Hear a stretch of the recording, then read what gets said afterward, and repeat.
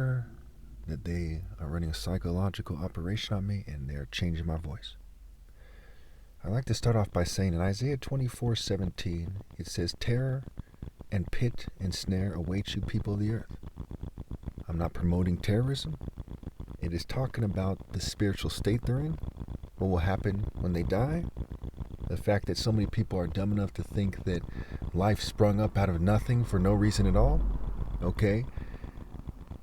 People aren't using their heads here. You see evidence of life, you see a spectrum of powerful life, and somewhere, somehow, there's a life form that's more powerful than the rest. That was powerful enough to spring up without needing to be created. That's God.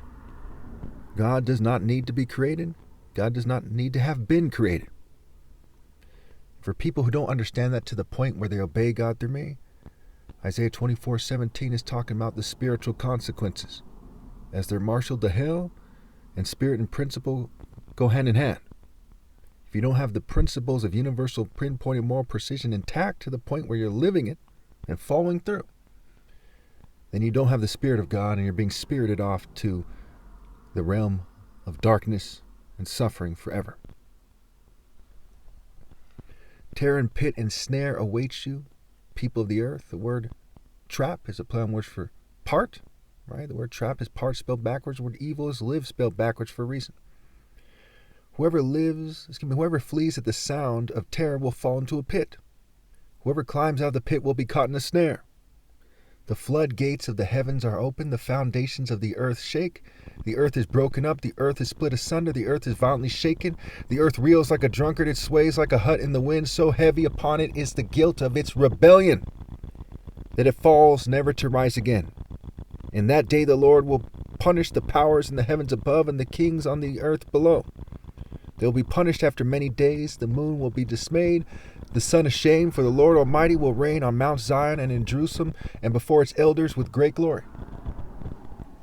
So, are the inhabitants of the earth being punished for not following the faulty churches, all the churches that are allowed to exist? No.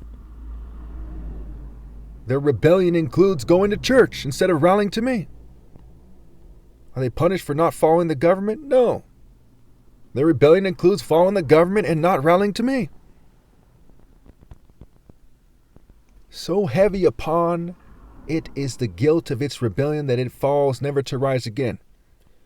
All you liberals here in California, Donald Trump got elected because you chose to do things your way and follow your social orders instead of rallying to me. I had precise plans. I know exactly what the weakness of the party is.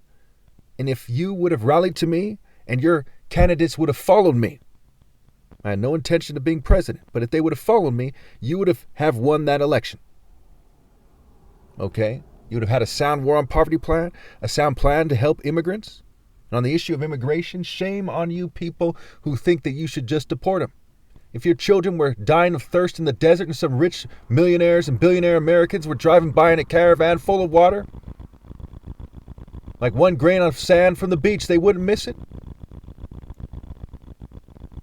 Would you not be mad if they didn't give your child some water and give them a ride to a safe location and help them find their way? Do unto others as you would have them do unto you. All you white supremacists on the right. Would you have another race come into power and treat you unfairly? And treat you with a political, toxic, and filthy spirit? Instead of giving you the true spirit of God? Would you have another race shun you if Jesus magically was white? Because of his race?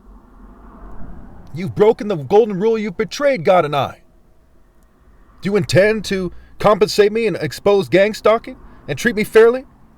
And let all the facts in this case come to light, whether they're embarrassing or not for me, in order to attain justice? Are you going to teach your women, especially your racist white women, that they should submit to me, a half-black man, because I'm the son of God? Or will you choose white supremacy like you've been choosing it?